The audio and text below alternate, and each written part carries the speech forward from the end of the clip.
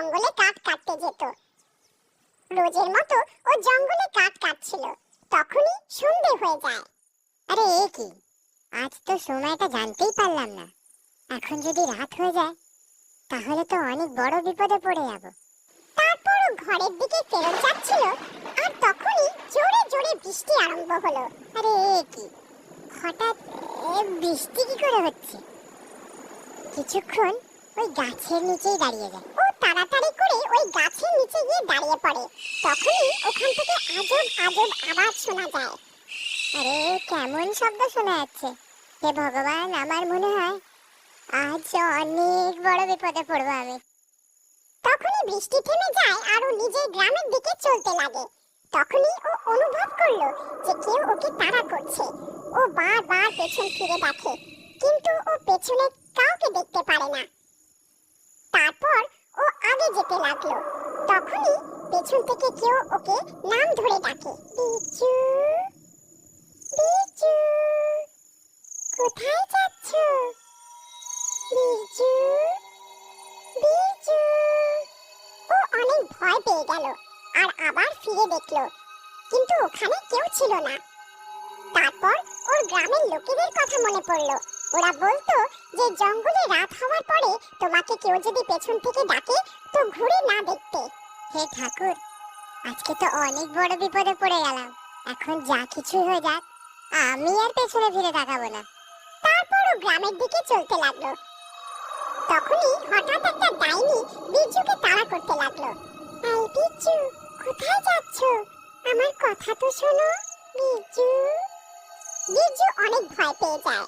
আরে এখন কি করি? এই যে, আপনি কে? একটু নিজের নামটা বলবেন? আমি প্রেমলতা। আমি বছরের পর বছর তোমার এখানে অপেক্ষা করছি। একটু আমাকে পেছন ফিরে দেখো তো। আরে না না প্রেমলতা, আজ আমার বাড়ি যেতে দেরি হচ্ছে। আমার বউ আমার জন্য অপেক্ষা করতে হবে হয়তো।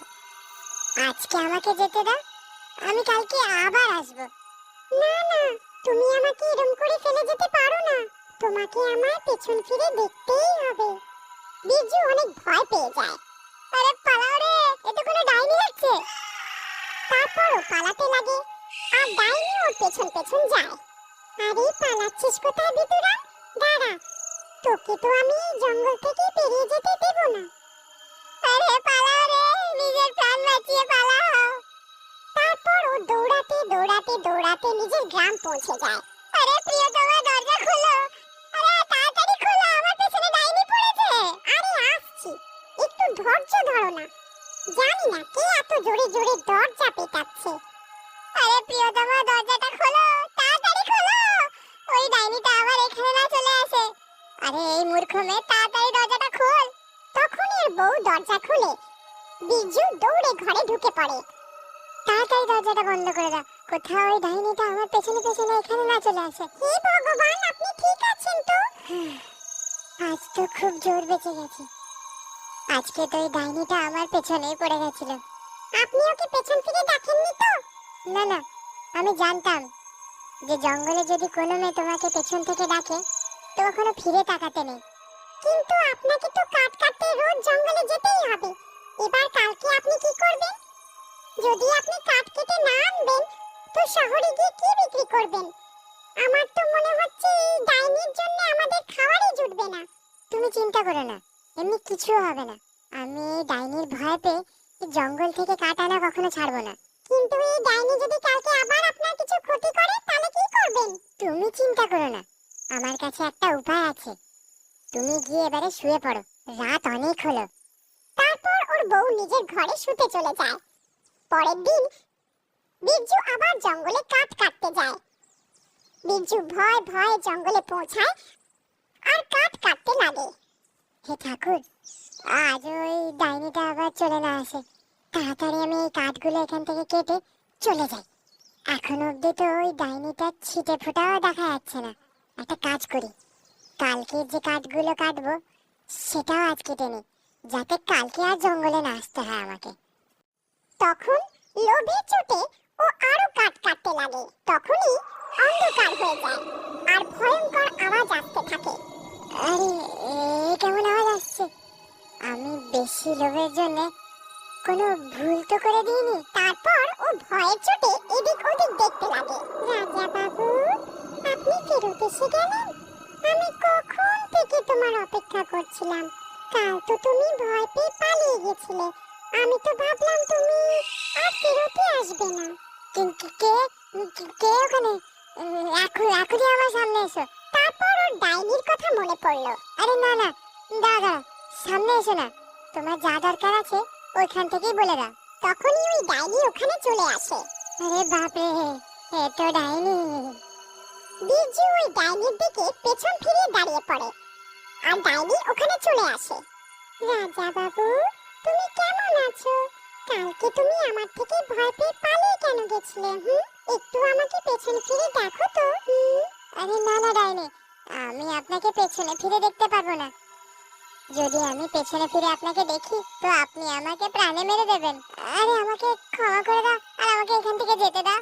আজ তো তোমাকে আমার পেছন ফিরে দেখতেই হবে, না হলে আজকে আমি তোমাকে কোথাও যেতে দেব না। আমার লাগছে আজকে এই ডাইনিটা আমাকে এখান থেকে আর যেতে দেবে না। এবার কি করি আমি? একটা কাজ করি, যে উপায় আমি কালকে রাত্রে ভেবেছিলাম ওইটা আরো একবার নির্বাহ করে দেখি। কে জানে আমার উপায় কাজ করে যায়। ঠিক আছে ডাইনি, আমি আপনাকে পেছনে ফিরে নিশ্চয়ই দেখব, কিন্তু তার আগে আমার একটা শর্ত আছে। কেমন শর্ত? আপনি নিজের চোখটা বন্ধ করে নিন, তারপর আমি তাকাবো। আচ্ছা, তো রাজা বাবু আমার থেকে লজ্জা পাচ্ছে?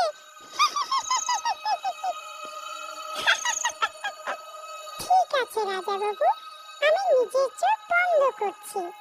তারপর ডাইনি নিজের চোখ বন্ধ করলো। তখনই বিরজু দৌড়ে যায় আর নিজের ঝুলির থেকে একটা আয়না বের করে নিয়ে আসে আর ডাইনির সামনে দাঁড়িয়ে যায়। ডাইনি ডাইনি, দেখো আমি তোমার সামনেই দাঁড়িয়ে আছি, এবার তুমি নিজের চোখটা খুলতে পারো। তখনই ডাইনি নিজের চোখটা খুলে আর আশ্চর্য হয়ে যায়।